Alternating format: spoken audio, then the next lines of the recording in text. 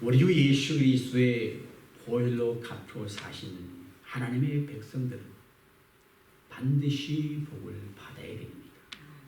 그것이 하나님의 뜻입니다. 하나님은 그의 백성이 불행한 삶을 사는 것을 결코 원치 않으십니다. 신명기 5장 29절에 하나님은 내 백성들이 나를 경외하며 내 모든 명령을 지켜서 그들과 그 자손들이 영원히 복받기를 원하노라 그렇게 말씀을 하셨습니다. 또 로마서 8장 32절을 보아도 자기 아들을 아끼지 아니하시고 모든 사람들을 위해서 주시니까 어찌 그 아들과 함께 모든 것을 우리에게 주시지 아니하겠느냐 그렇게 말씀합니다. 하나님은 우리에게 영생의 복을 주시기 위해서 독생자까지 주셨습니다. 그 주님이 오늘 우리도 복받기를 원하고 계십니다. 창세기 12장에도 하나님께서 아브라함에게 말씀하시길 너는 복이 될지라 땅의 모든 족속이 너로 말미암아 복을 얻을 것이라 그렇게 말씀합니다.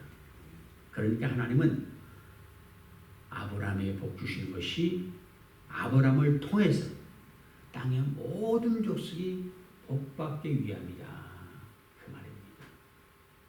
아브라함은 우리 믿음의 조상입니다.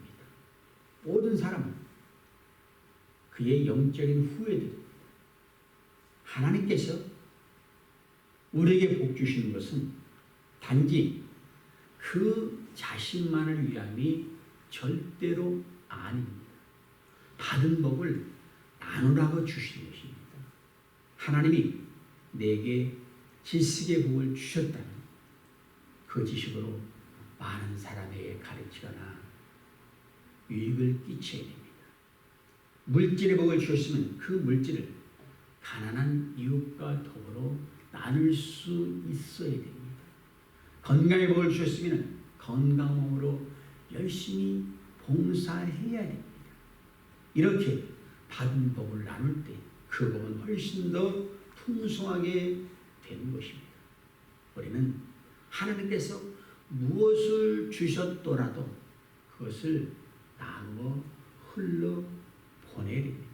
오늘 말씀 듣는 여러분들이 그런 자가 되시기를 주의 이름으로 부탁을 드리겠습니다. 그럼 우리가 어떻게 해야 복의 근원이 될 것인가 생각해야 됩니다. 우리는 받은 복을 나눠야 되는데 복의 근원이 되려면 하나님 앞에 성실해야 됩니다.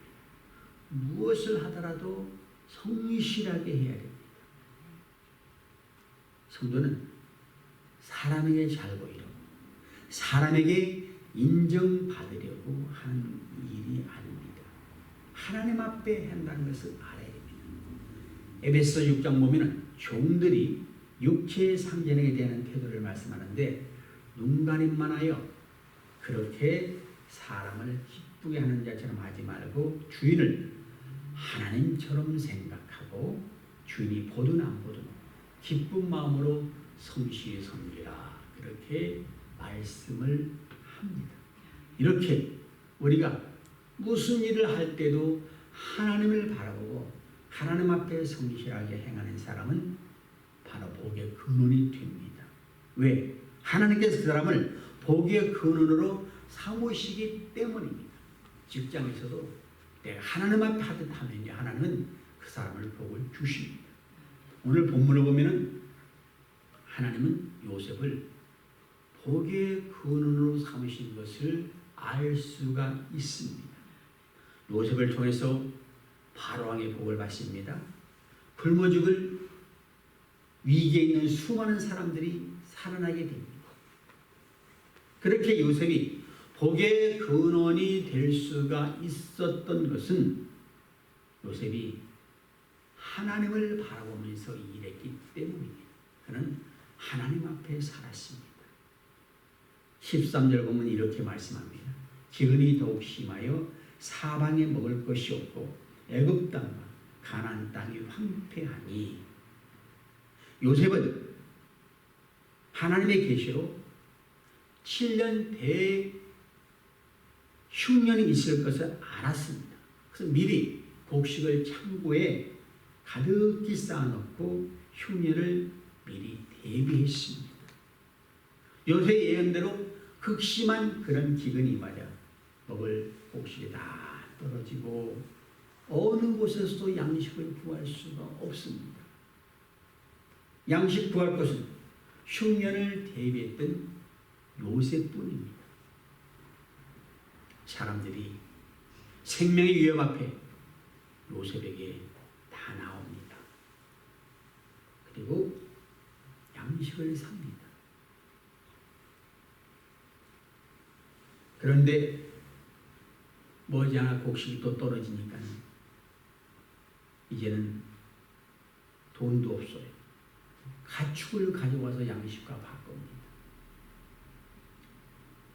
온갖 보물을 다 가지고 요셉 앞에 나옵니다. 요셉 앞에는 엄청난 재물이 쌓입니다. 그 모든 재물을 요셉은 바로의 궁으로 가져갑니다. 본문이 20절입니다.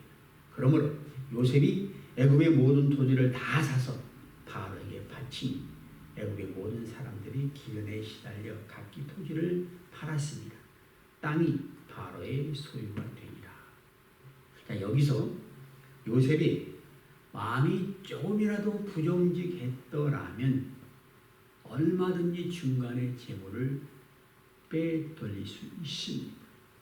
요셉은 그렇지 않았습니다. 철저히 하나님 앞에 살았기 때문에 성실하게 모든 것을 그대로 바로의 궁으로 옮겼습니다.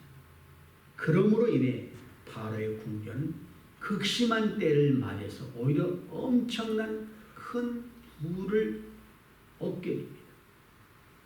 애굽 모든 토지의 실질적 주인이 바로가 됩니다. 뿐만 아니라 흉년으로 굶어 죽을 그 백성들이 살아나는 복도 받습니다. 백성들은 일단 살기 위해서 돈을 다 쓰고 가축을 다 팔고 땅도 팔고 그렇게 되니 무리들이 요셉 앞에 와가지고 주님 우리의 돈이 다 하였고 모든 가축대도 다 드렸고 땅마저 팔렸으니 이제 우리가 바로 왕이 종이 되겠습니다. 우리에게 종자를 주시면 우리가 농사를 짓겠습니다. 이렇게 사정을 아릅니다. 그래서 요셉은 백성들에게 종자를 주고 농사를 짓게 합니다. 그리고 애굽의 토지법을 새로 정하는데 24절에 보니까 곡식 거둘 때 5분의 1은 바로에게 바쳐라. 그리고 나머지 5분의 4는 당신들이 가져라. 거기서 밭에 뿌릴 씨앗을 따로 띄워 놓으면 그 남는 것이 당신과 당신들의 집안과 자식들의 먹거리가 될 것이다. 이렇게 말을 합니다. 소작농에게 5분의 1이면 20%인데 20%가 많은가? 아닙니다. 보통 소작농은 절반 이상을 주인께 바칩니다. 땅 없는 서름이죠. 근데 요셉은 땅에 명의만 왕께 했고 세금은 한 푼도 늘리지 않았습니다. 자기 사리사욕 없이 백성들을 사랑해서 그렇게 했습니다. 요셉이 세상을 먹여 살렸습니다.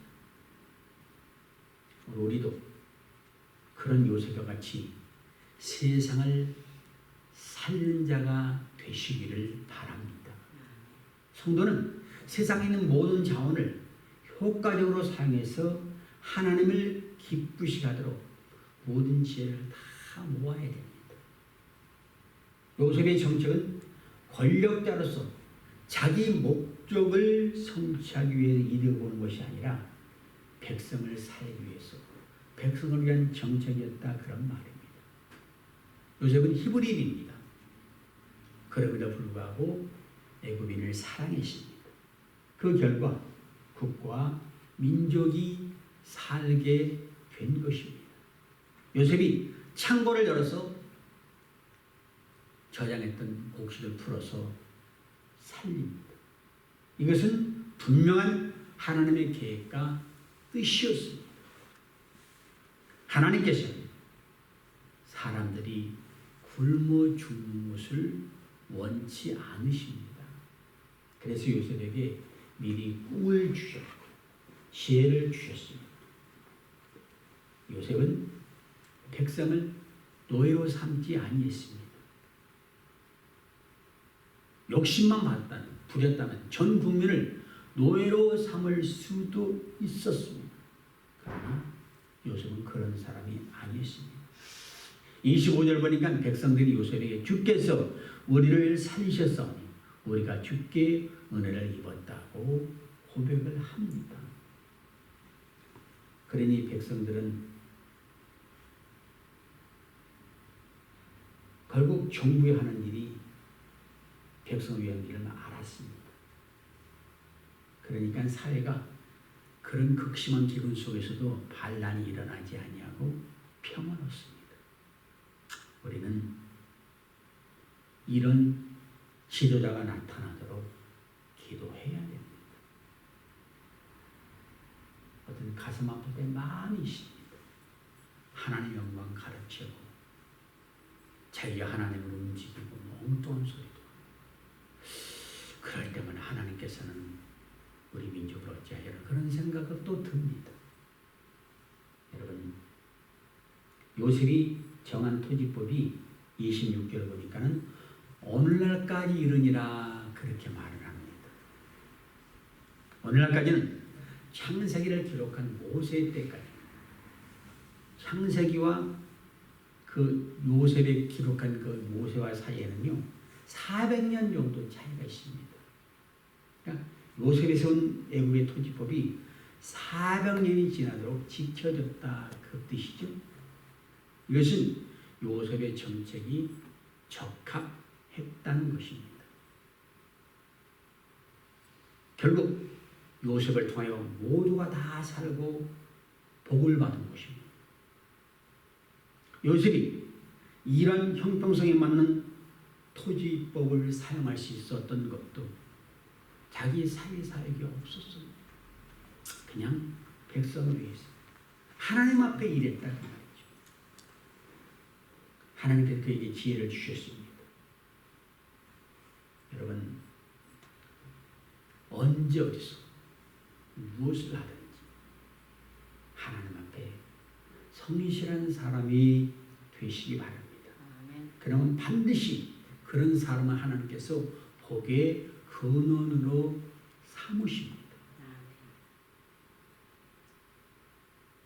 우리를 통해서 가정이 복을 받고 직장이 복을 받고 이웃이 복을 받고 사회가 복을 받게 되어야 됩니다. 하나님은 이 순간도 우리를 보고 계십니다. 내 마음에 숨은 생각도 보고 계십니다. 너 어떤 마음을 가지고 있느냐. 우리 믿는 사람은 세상의 복의 근원이 되어야 됩니다. 저주의 근원이 되어서는 안 됩니다. 우리 살다 보면 어찌 미운 사람이 없겠습니까? 근데 성도는 저주로 흘러가는 통로가 되어서는 안 됩니다. 우리는 사랑의 사람이 되어야 됩니다. 미워하고 원수 갚는 일은 하나님께 맡기면 됩니다. 심판은 하나님께서 그분의 뜻대로 합당하게 하십니다. 내가 저주한다고 저주 임하는 것 아닙니다. 그분은 그분의 뜻대로 하십니다. 우리를 원수라도 축복하고 용서하고 하나님이 저 원수에게 복을 주시고 저 원수가 새롭게 되게 하여 주시옵소서 기도해야 됩니다. 우리 주님은 마태복음 5장 44절에서 나는 너희에게 이르노니 너희 원수를 사랑하며 너희를 핍박하는 자를 위하여 기도하라 그랬습니다. 아무리 원수 같은 사람이라도 우리를 통해서 축복이 흘러나가기를 간절히 기도해야 됩니다. 마음에 저주가 있고 욕설이 있고 미움이 있고 비방이 담기게 된다면 우리는 기대할 것이 없습니다. 우리 마음에 그런 것들을 차고 있다면요, 다 내버려야 돼요. 그리고 하나님의 것으로 채워야 됩니다. 우리를 통해서 반드시 다른 사람의 복을 받도록 하자. 그래서 부지런히 복을 비십시오.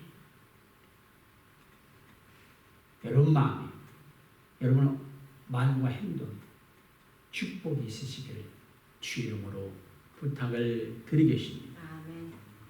여러분 지금 나로 말미암아 복을 받고 있는 사람이 누군가 한번 생각을 해봅시다. 얼마나 될까? 별로 없는 것 같다면 열심히 복을 빌어 주십시오. 그래서 복의 근원이 되십시오. 기도도요, 평상시에 쌓아놨던 기도가 위기 때 건진받게 합니다. 물질도 마찬가지입니다. 다 마찬가지예요. 요셉이 가는 곳은 다 복을 받았어요. 어디를 가든지 축복의 통로가 되었습니다. 보디발의 집에서 노예로 일할 때 보디발의 복받은 게 보디발이 잘났어가 아닙니다. 요셉이 하나님의 축복의 통로였기 때문에 감옥에 갇혔을 때 죄수의 신세인데 감옥에 있는 사람들이 복을 받았습니다. 애국의 총리가 됐을 때 하나님의 지혜를 받아 정치하니까는 많은 사람들이 복을 받고 살아납니다. 여러분, 요셉은 애국 온 백성이 7년의 기근을 넘기고 다 살게 했습니다. 하나님이 함께 하시는 한 사람이 이렇게 사실 중요하다는 거예요. 그래서 여러분들이 어디를 가든지 그런 자가 되어야 됩니다. 그런 복이 흘러넘치게 주 이름으로 축원을 드리겠습니다. 여러분, 야곱이 바로 왕을 만났을 때에도 왕을 축복합니다. 그건 자기 의로 하는 것이 아니라 하나님의 권세를 축복합니다. 내가 믿는 하나님은 세상에 어떤 신보다도 우월하신 분이시고 참 하나님이시기 때문에 확신 있게 당대 최고의 강대국 바로를 축복합니다. 아무리 왕이라도 그건 하나님 앞에 이렇게 피조물에 불과합니다. 오늘 불러가면 그날로 끝날 것이 그 인생입니다. 그래서 너도 복을 받아야 된다, 그 말이죠. 이렇게 하나님에 대한 자부심, 믿음이 있는 사람은 복의 근원이 됩니다. 예수께서 70인을 세워 동네로 들어가 하나님의 말씀 전하겠습니다. 그때 어느 집에 들어가든지 그 집에 축복을 빌어주라고 했습니다. 누가복음 10장 5절 6절 어느 집에 들어가든지 먼저 말하되 이 집이 평안할지어다 하라. 만일 평안을 받을 사람이 거기 있으면 너희의 평안이 그에게 머물 것이고 그렇지 않으면 너희에게로 돌아오리라. 그 집에 평안을 빌었는데 받을 만한 믿음이 있으면 그 집에 평안이 임합니다. 그런데 그렇지 않으면요, 그 집의 복이 우리에게 온다 그랬어요. 우린 믿음의 축복을 받는 자가 정말 복된 자입니다. 믿음으로 축복할 때 하나님이 역사하십니다. 저는 어디를 가더라도 먼저 어디를 가도 그것으로 해서 복을 빕니다. 습관적으로 그렇게 됐어요. 믿음의 사람의 축복이 진짜 복입니다. 세상 주는 복은 가짜입니다. 잠깐 있는 것 같은데 아니에요. 우리 하나님은 세상을 창조하신 전능하신 하나님이세요. 무에서 유를 창조하신 분이십니다. 그 하나님 믿고 복을 빌면은요, 그를 통해 복을 받는 거예요. 교회가 그런 일을 감당하는 것입니다. 우리는 이 본문을 통해서 한 가지 주목할 만한 사실이 뭔가 할 때, 그렇게 극심한 기근 가운데 있는데 이스라엘 백성들이 하나님의 복을 받았다는 거예요. 여러분 보세요. 모든 애굽 사람들이 다 자신의 재산을 잃어버립니다. 짐승도 뺏기고 땅도 뺏기고 어쩔 수 없이 몸도 소유권도 잃었습니다. 다 왕의 소유가 되었습니다. 비참합니다. 그런데 하나님의 백성은 27절에 보니까 이스라엘 족속의 애굽 고센 땅에 거하며 거기서 산업을 얻고 생육하며 번성하였더라. 이렇게 말씀합니다. 애굽 사람들은 어떻게 보면은 이스라엘 사람들을 손님으로 맞아가지고 그들에게 땅을 주고 먹을 것을 준 사람들이에요. 그러니까 이스라엘 사람들은 애굽 땅에 빌부터 사는 신세. 그런데 애굽 사람들은 다 잃어버려도 이스라엘 백성들은 하나님의 축복으로 그 땅을 얻고 산업을 얻고 생육하고 번성한다. 이게 너무나도 놀랄 만한 일입니다. 애굽은 올라가는데 이스라엘은 번창한다고요? 왜 이렇게 되었죠?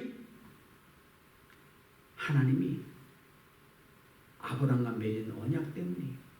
하나님은 반드시 그분의 언약을 지키십니다. 창세기 12장이죠. 내가 너로 큰 민족을 이루고 내게 복을 주어 네 이름을 창대케 하리니 너는 복의 근원이 될지니라. 그러셨어요.